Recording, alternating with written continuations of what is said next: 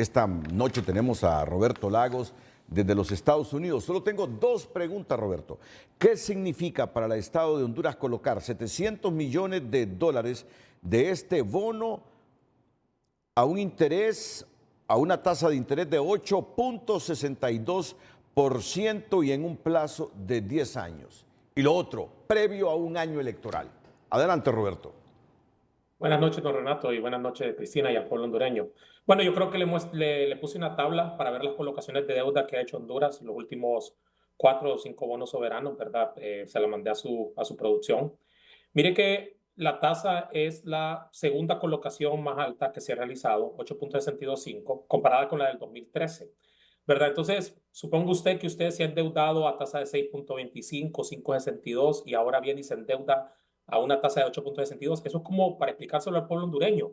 Es como que usted tomara un refinanciamiento de su deuda a una tasa de interés más alta, ¿verdad? Entonces, mal manejo en cuanto al tema de reperfilamiento de deuda.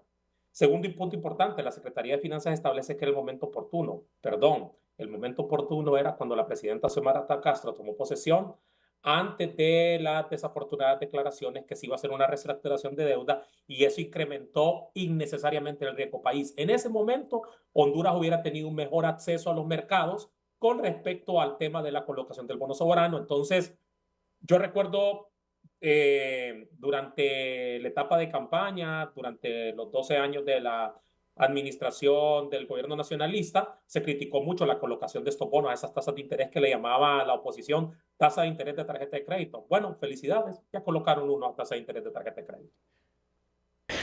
¿Y qué significa eso de bono temático verde y social, Roberto?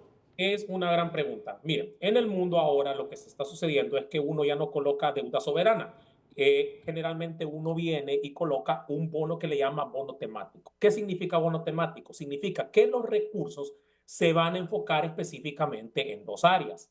Entre el 91-97% de los recursos se enfocan en el área social, es decir, apoyo a los más vulnerables, acceso a vivienda básica, acceso a educación, creación de trabajo y apoyo a la MIPYME. Y luego, entre un 3 o 6% se apoya a temas verdes, que pueden ser temas de eficiencia energética y acceso a energía renovable, ¿verdad? Y adicionalmente, este bono tiene una cláusula adicional en el cual, si el gobierno realizó algún tipo de proyecto vinculadas con estas dos áreas, en el último año puede utilizar esos recursos para realizar pagos. Ahora, tema importante, es un bono soberano en nombre, no en realidad en toda su dimensión. Y ahora le explico por qué. Un bono verde, un bono temático, generalmente tiene una característica muy importante y es que el país se compromete con ciertas metas de cumplimiento.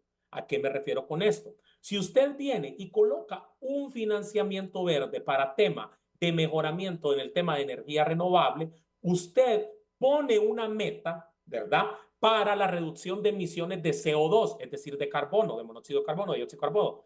¿Qué es lo que ocurre? Si usted cumple con ese parámetro, la tasa de interés de pago que usted tiene que hacer se realiza.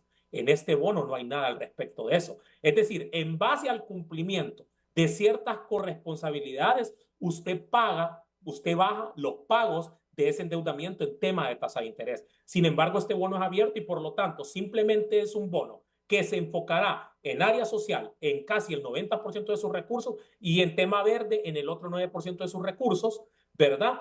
Pero que llama poderosamente la atención que sea un bono social previo a un año electoral y si recuerdo bien y la memoria no me falla, el doctor Hugo Noé Pino, cuando el gobierno pasado colocó un bono en el año 2020, 2021, 2020, si no me equivoco, hizo un llamado de atención totalmente razonable, totalmente de acuerdo con lo que expresó el doctor Hugo Noé Pino en ese momento, de que es complicado colocar ese tipo de endeudamiento un año previo al año electoral.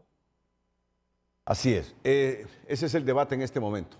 Un bono verde previo a un año electoral, de elecciones generales y primarias. Un bono verde. Un bono verde.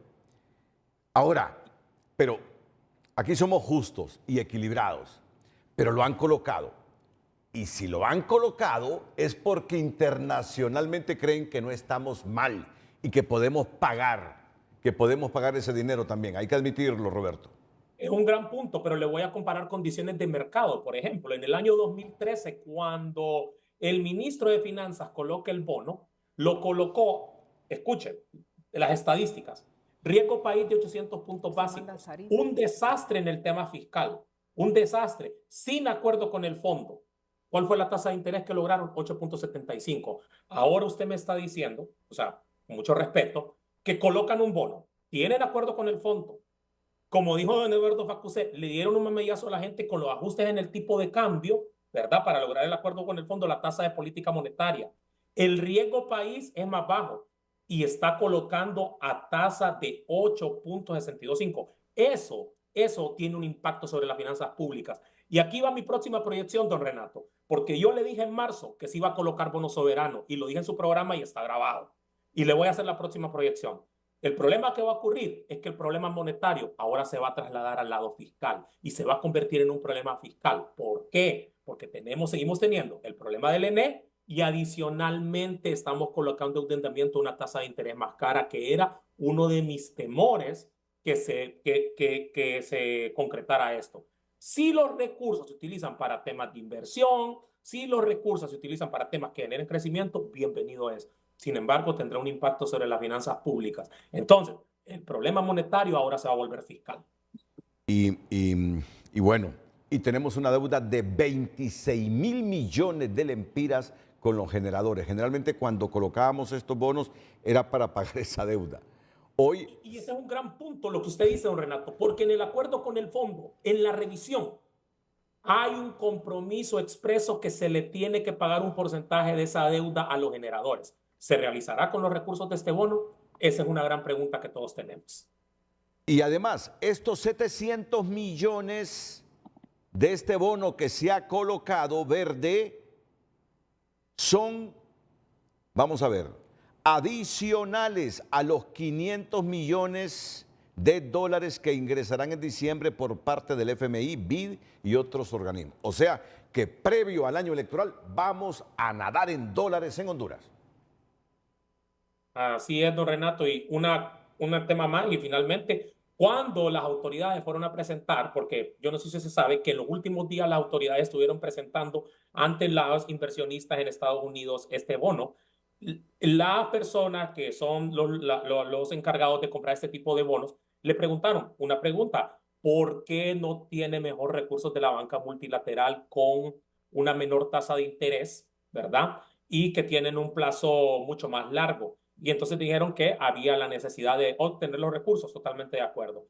Pero quedan muchas preguntas, veremos qué es lo que ocurre, esperamos que se les dé el uso correcto a los recursos y nada, la caída de las reservas nos obligó a retomar el acuerdo con el fondo, se retoma el acuerdo con el fondo, ahora se coloca bono soberano, una tasa de interés, lo voy a decir con esta palabra grosera, es cierto, podemos pagar, pero recordemos que cuando se coloca endeudamiento, ¿verdad? Así como lo hizo la administración anterior, ¿verdad? Principalmente en el año 2013, que fue grosera la colocación de esa deuda, ¿verdad?